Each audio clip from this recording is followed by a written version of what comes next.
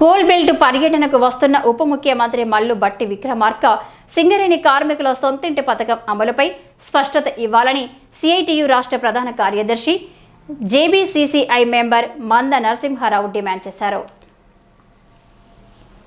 శుక్రవారం ఉదయం గోదావరికని ప్రెస్ క్లబ్లో ఏర్పాటు చేసిన మీడియా సమావేశంలో ఆయన మాట్లాడుతూ సొంతింటి పథకం అమలు సహా ఎన్నికలకు ముందు సింగరేణి కార్మికులకు కాంగ్రెస్ నాయకులు అనేక హామీలు ఇచ్చినట్లు గుర్తు చేశారు.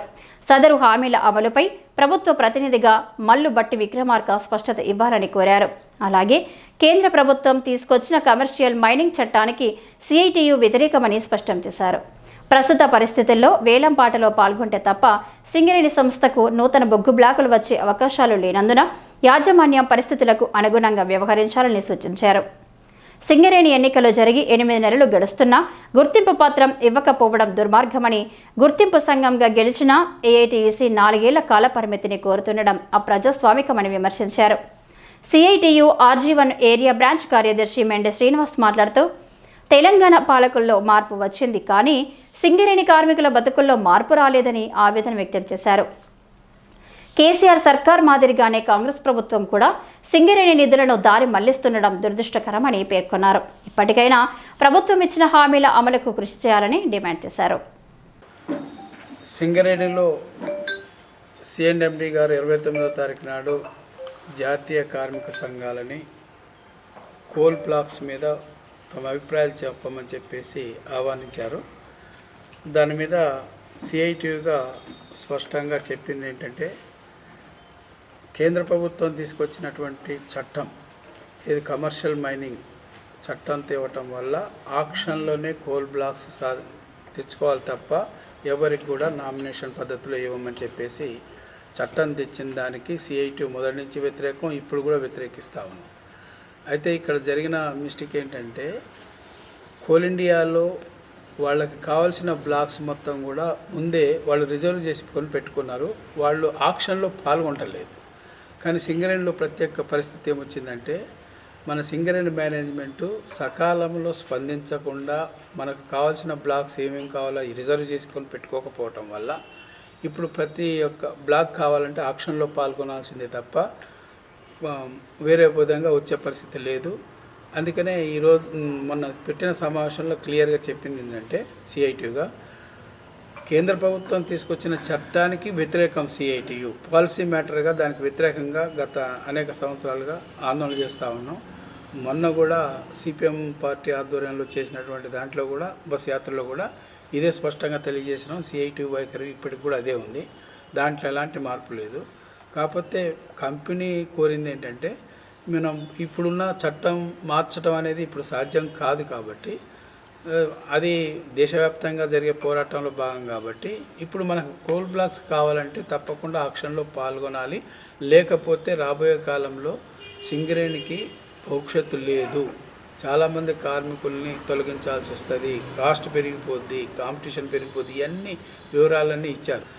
ఈ నేపథ్యంలో ఇప్పుడున్న పరిస్థితుల్లో కోల్ బ్లాక్స్ ఆక్షన్లో పాల్గొంటే తప్ప కోల్ బ్లాక్స్ వచ్చే పరిస్థితి లేదు, సింగరేణి మనుగడ కొనసాగించాలంటే అనే ప్రతిపాదన పెట్టిన దాని మీద సిఐటియు కూడా మేము కోల్ బ్లాక్స్ని కేంద్ర ప్రభుత్వం తీసుకొచ్చిన చట్టానికి వ్యతిరేకం, అసలు ఆక్షన్నే పెట్టొద్దు, మొత్తం తెలంగాణలో ఉన్న కోల్ బ్లాక్స్ మొత్తం సింగరేణికే కేటాయించాలనే స్పష్టమైన వైఖరి చెబుతూ ఆక్షన్లో పాల్గొనాలా లేదా అనేది సింగరేణి మేనేజ్మెంట్ నిర్ణయించుకోవాలి తప్ప మేము కాదు చెప్పేది అనేది స్పష్టం చేశాం. వచ్చే సందర్భంగా ఒక ప్రధానమైనటువంటి హామీ ఇచ్చారు. ఎన్నికల ముందు, ఎమ్మెల్యే ఎన్నికల ముందు ఈ ప్రభుత్వం హామీ ఇచ్చింది.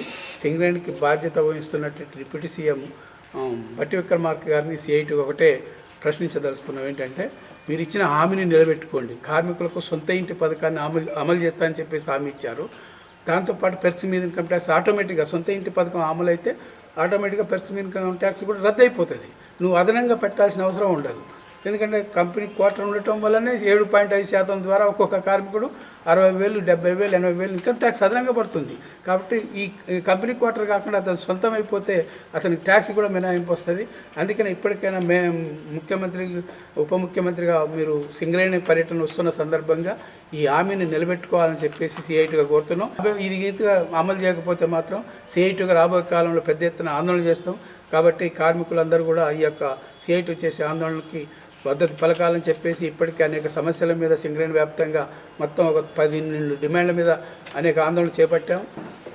తెలంగాణలో మార్పు రావాలి, కాంగ్రెస్ గెలవాలనే దాంతో ఈరోజు రాష్ట్రంలో కాంగ్రెస్ ప్రభుత్వం వచ్చింది. దీనికి అనుగుణంగానే సింగరేణి కార్మికుల సమస్యల మీద ఎన్నికల ముందు సొంతింటి పథకం అమలు, అలవెన్స్ల మీద ఇన్కమ్ ట్యాక్స్ తిరిగి చెల్లింపు తదితర అంశాల మీద సింగరేణి కాలేజ్ ఎంప్లాయీస్ యూనియన్గా ఇప్పుడున్న ముఖ్యమంత్రి అప్పుడు ఎన్నికల ప్రచారంలో ఇక్కడికి వచ్చినప్పుడు రేవంత్ రెడ్డి గారికి Singareni college employees union letter ఇవ్వడం జరిగింది. ఇప్పుడు మార్పు వచ్చింది కానీ సింగరేణి కార్మికుల సమస్యలు మాత్రం ఎక్కడెక్కడ పరిష్కారం కాలేదు. గతంలో ప్రభుత్వం ఏదైతే బీఆర్ఎస్ ప్రభుత్వం ఉన్నప్పుడు సింగరేణి నిధులు ఎట్లా వాడుకున్నారో ఇప్పుడు కాంగ్రెస్ కూడా అదే పరిస్థితికి వచ్చింది. సింగరేణిలో 30 సంవత్సరాలు సర్వీస్ చేసి ఒక ఇల్లు లేని పరిస్థితులలో సింగరేణి కార్మికులు ఉంటే ఆ నిధులను కూడా దారి మళ్లిస్తున్న పరిస్థితి ఉంది. అందుకనే సింగరేణి కార్మికులకు సొంతింటి కోసం 250 గజాల స్థలం కేటాయించి వడ్డీ లేని రుణం 20 లక్షలు చెల్లించే విధంగా రేపు ఉప ముఖ్యమంత్రి భట్టి గారు వస్తూ ఉన్నారు కాబట్టి ప్రకటన చేయాలని చెప్పి ఈ సందర్భంగా డిమాండ్ చేస్తాం. అలాగే జూలై నెలల్లోనే సింగరేణికి సంబంధించిన లాభాల వాటాకు సంబంధించి జూలై నెలల్లోనే ప్రకటిస్తామన్నారు. ఇప్పటి వరకు కూడా లాభాల వాటా కూడా ప్రకటించలేదు. లాభాలు ఎంత వచ్చినాయి కూడా తెలియని పరిస్థితి ఉంది. అందుకని రేపు ఉప ముఖ్యమంత్రి వస్తున్న సందర్భంగా లాభాల వాటా కూడా ప్రకటన ఈ గోదావరి ఖనిలో కార్మిక క్షేత్రం కాబట్టి అక్కడ చేసుకోవాలని చెప్పేసి సింగరేణి కాలేజ్ ఎంప్లాయీస్ యూనియన్గా డిమాండ్ చేస్తాం. ఈ మీడియా సమావేశంలో సిఐటియు నాయకులు ఆరేపల్లి రాజమౌళి, దాసరి సురేష్, నరహరిరావు, ఎస్కే గౌస్, సంపత్, నరసింహారావు, శంకర్, జనార్దన్, శ్రీనివాస్, సత్యనారాయణ, శ్రీకాంత్ రెడ్డి, నరేష్ తదితరులు పాల్గొన్నారు.